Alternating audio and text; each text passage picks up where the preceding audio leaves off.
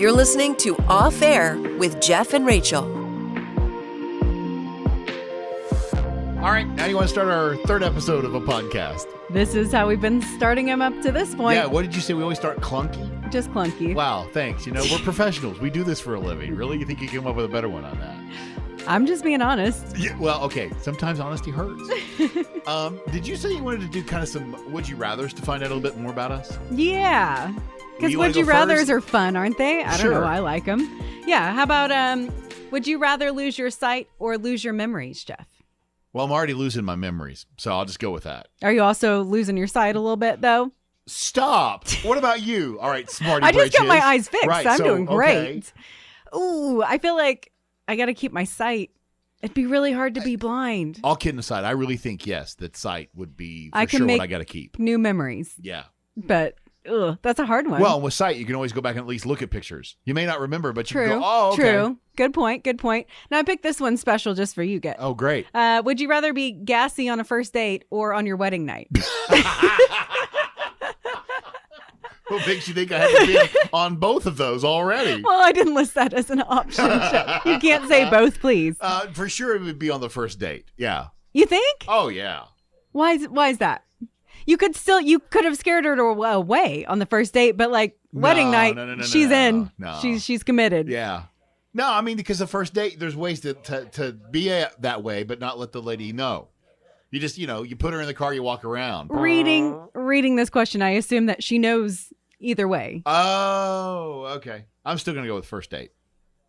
All right. Playing it risky. I'm going to go with wedding night. I already got that locked down. Sorry, you're stuck with me. All right. How about, would you rather be the funniest person in the room or the smartest person in the room? Well, we already know that I'm not the smartest, so I'm going to go with the funniest because there's no way I'm ever going to be the smartest. But what if you were? Are you saying it'd be a really dumb room so it wouldn't actually make you feel much better? Wow, you are so good at putting words. Every time we've answered this, you put words in my mouth. No, I'm just thinking, I'm a huge fan of Big Bang Theory. If you watch that as religious as I do, you see Sheldon. That I don't want to be that guy. I'd rather be the funniest guy. Well, you could be better with socially than Sheldon is and still be the smartest. I don't know. See, here's the thing. I've always said I think there's book smarts and then there's smart smarts.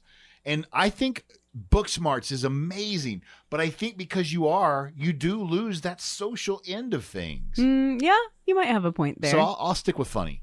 I'll go with funny just because it feels like a lot of pressure to be the smartest person in the room. And then what if you get caught? Then you're not, Got caught what?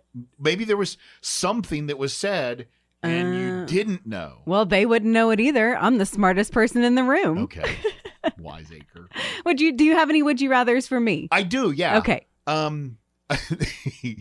We said this one on the air, but I got to come back to this one because I think it's just too funny. Would you rather wear your partner's clothes, and you can say mine, okay?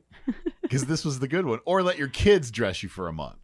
Yeah, and I went with my partner's clothes because you dress pretty comfortably. And this is what's funny. So if you missed this on air, I said I'd go with yours too because I wasn't going to let the kids dress. And you had to bring up the fact you're wearing yoga pants. And I feel like that's going to be inappropriate for you. The shirt's not long enough to go with these pants for you, Jeff, and that's all I'm going to say.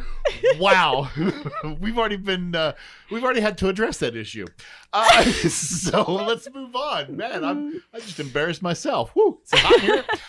Would you rather eat prime rib with a spoon or soup with a fork? Ugh. I'm going to go soup with a fork. At least I can get those chunks. And then you can slurp the rest of it. How's that again? And I held my hands up like I had a bowl and then, like you do. Now that's funny. Right there. Yeah, no, I think I'd be the same. Yeah, because if you got a prime rib and it's a good one, you want all of that. I mean, you could always take the approach that I would probably do and turn the spoon over and then stab it and then just have meat on a stick. Yeah, that's not such a bad idea. Listen, I've done meat on a stick several times just because I am too lazy to cut things. Yeah. And the good news is I was so proud of you. You finally realized, especially when you were eating shish kebabs, how to get the last piece of meat off that shish kebab without gagging yourself.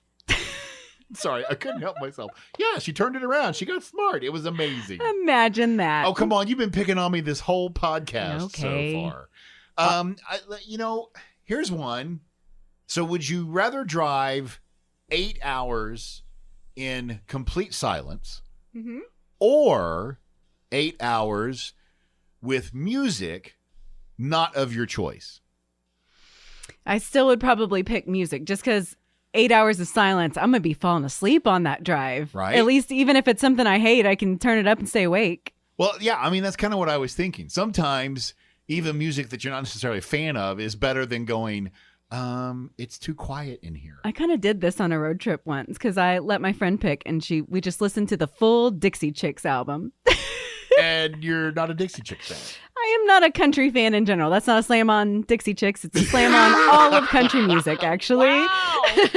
She just called all you country listeners I can sing it all. Earl had to die now. Oh, my gosh. All right, so let me ask you this, too.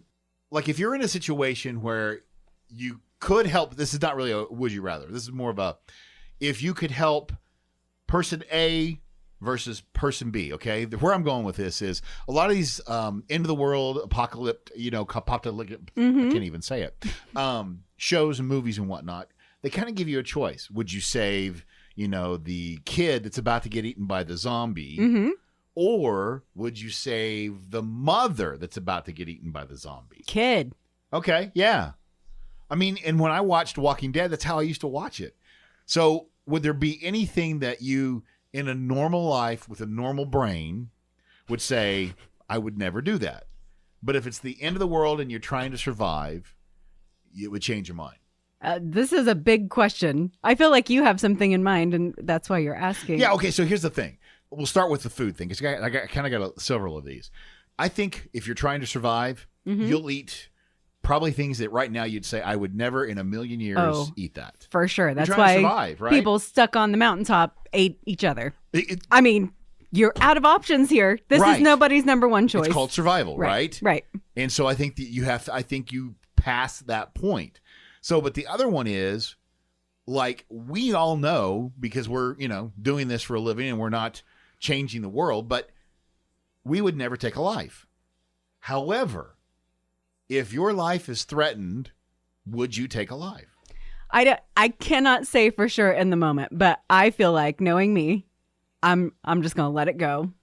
I'm just going to die. Yeah. I mean, I might have a different reaction in the moment if I was really in some sort of danger. Let me paint it to you this way, okay? So that it's more of the out of the realm, okay? It's in the zombie apocalypse. Oh, I said it there. And your niece is being attacked. You have the option to kill the zombie, save your niece. That's still, even though it's an undead, is still alive. Right. Are you able to do that for her sake? For her, yeah. But if someone's just attacking me, there's nothing on the line other than me, I'm less motivated. Okay, well, now you gave a nice spin. Okay, so use that same thing. They're not attacking your niece. They're attacking you. It's a zombie. Well, a zombie that, yes, I'll go ahead and kill. They're undead, dead anyway. I'd have no qualms about zombies. So as long as they're undead, you're okay. I have no problem killing the dead undead. Well, see, this is why I think it's fun, because with podcasts like this, you can kind of talk about stuff that some people really not going to want to hear about on the radio, but it kind of gives us a insight as to who we are. And I think, too, if you get into some of these shows and you start, like World War Z is a great movie with Brad Pitt. Mm-hmm. If you watch it and then ask yourself some of those questions as you're watching it, it's kind of funny, especially if you're watching it with a friend or a spouse or a significant other. It's kind of funny to see the reaction about, would you do this? Like, would you chop off a body part to save your life? It depends on what's happening. I mean, that's a really hard question to answer without being in the moment. And I don't want to be in the moment. So don't get me wrong. I'm not pushing for that. Just hard to say. I just feel like my will to live is pretty low, Jeff. Honestly, like on a scale of people are like, no way, we're going to do this thing. And then me, I'm much lower on this scale. I don't know. It's one of those deals that just popped in my head when we started doing this Would You Rather. I was like, this is a good time, because I've asked you this before about how when I watch these, especially the zombie movies, I'm like, okay, what would you do here? Because they always set them up to where, like, you've found all this a safe place and you've got all the ammunition and the food, and then somebody comes to take it because they want what you have. I don't know. It just always is weird to me. How long do you think you'd last in a zombie apocalypse? That's funny, because there used to be all those games too that, like, how long would you last? Honestly, I don't know. I would try to last as long as I possibly could. And I know that sounds like a stupid answer, but where I'm going with that is, I do think there are questions like I have brought up that if you hesitate, yep, you get bit or something. And I think you hesitate because you have a mind of, this is a person. Even though they're a zombie, it's like at one point they were a living, breathing person. Or they're a person now who's not a zombie, but they're still trying to take stuff away from the family that I'm trying to protect. Right. I don't know. I have like a few people picked out that are my friends that are more survivalists than me. So my goal is just to get to them. I'll do whatever they tell me to do. They got all the supplies ready. They got the safe place all set up. I just got to follow the rules and try to last as long as I can. Okay, so you and I both are of the mindset as long as we can. Sure. Yeah. Yeah, I'm not going to do I'm not going to throw myself in front of a zombie and say, eat me. Why would I do that? Of course I'm going to try to live as long as I can. But at what cost? I don't know. I feel like I'm definitely killing some undead if they're coming for my loved ones. I do think it's funny, too, how we went from, would you rather to a zombie Yeah, talk. how did we even get here, Jeff? Well, that's because that's the way our brains work. That's why these podcasts are going to blow people's minds. Sorry about that. They're going to be listening and all of a sudden go, oh, he just squirreled. Squirrel. We do that. All right. Well, listen, we're almost at our length that we've been putting out. So do you want to try something else or do you want to just make this the end of episode 3? We did get some questions. Let's do it. Okay. Let me find them. She's looking for the questions. Yeah. So we did pose, we let everybody in the JNR listener club over on Facebook know that we were going to be recording another podcast and then asked if there's something that they wanted to hear about because I just feel like we talk about ourselves a lot. I don't know how interesting that is, but kind of interesting because Shannon Lee said she would like to hear more about what music that we grew up with and what music we love now as adults, and also maybe what we like best about our job. Well, I will say this. I think that the first answer from both of us, because you and I have kind of talked about the music, you and I both are very eclectic. I mean, we literally have from one end of the spectrum to the other and all in between. Mm-hmm. And I think that's, I don't know if everybody's that way, but I think that's why everybody has a playlist. Right. Because radio stations can't program the kind of music that you specifically listen to because it is so eclectic. Oh, right. And when I say you, I don't mean Rachel. I mean you in general. Right. You're not going to put like a... Maynard Ferguson. I know. We've talked about that on the last podcast. That was some of the music that I was into at a younger age. Right.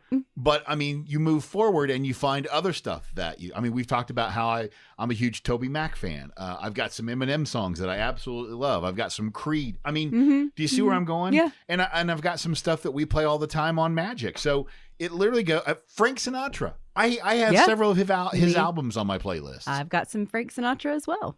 So, but growing up, I credit a lot of that to my parents. Yes. My dad was a big classic rock fan.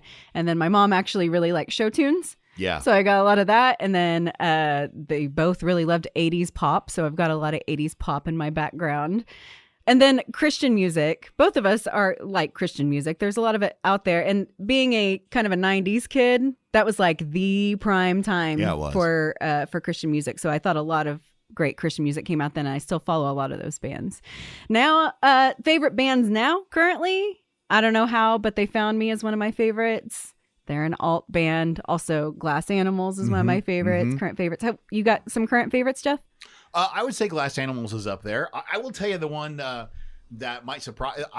Billie Eilish. There's something about her voice that I'm just like, wow, it's captivating to me. Yeah, as soon as I heard her, I was like, this is the next thing. And Olivia Rodrigo, I think, literally maybe for this generation, maybe the next Taylor Swift. A lot of her songs are very similar. She writes them herself. So, I mean, I think that would be fun to listen to. Yeah, for sure. All right. So, last question. What do you like about your job best? Honestly, it's pretty simple. Every day is a new day. And I know that sounds like, that's stupid. You never know when you walk into the studio what you're going to get. True that. Or turn on a mic. Right. I mean, we do live radio. Our show is not pre-recorded. Right. So you really never know what's going to happen when you press that button. Well, and with, the things that happen in the world, I mean, it's not like you have breaking news every day, but you do. It's not like you have major weather every day, but in Oklahoma, you do. Yeah, it's true. So, I mean, and as you and I have found out, sometimes some of our best stuff that we talk about is something that we didn't even think about until we were talking here in the studio and said, oh, let's talk about that on the radio. And some of our best stuff of the entire day comes from listeners. Oh, by far. We get some really, really great calls. Yeah, they literally should be the writers of our show. I think they do a better job than us. For sure. Especially Tina. Shout out to Tina if you're listening. Tina, yeah. Love you, Tina. She's if you hear somebody at the end of our phone polls, yeah, it's usually Tina. She's a great closer. She is the best. Leave them laughing. So what I like best about my job, I think, is just that it gives me a chance to be creative in a lot of different ways. This is true. Every day we have to think of a new idea. I'm not used to having to do, I'm out of practice with this, but I really like walking into a job that allows you to be creative. And just fun. I mean, this is a job where, a lot of people you really kind of brush it off that we only work 4 hours. We put in a lot more hours, but it's one of the jobs that you have so much fun at most of the time. Now, there are still days we're human and we're just like, what am I doing? But there are, for the most part, it's like, this is just a fun gig. It really is. I'm very blessed to have this job. Amen. Me too. So, I think that's it, Jeff. All right. Episode 3 in the can. All right. We'll see you on some other episode, I guess. When Rachel gets around to doing. No, I'm kidding. Because I noticed that dig you threw in there that actually pay you. Well, where's my money?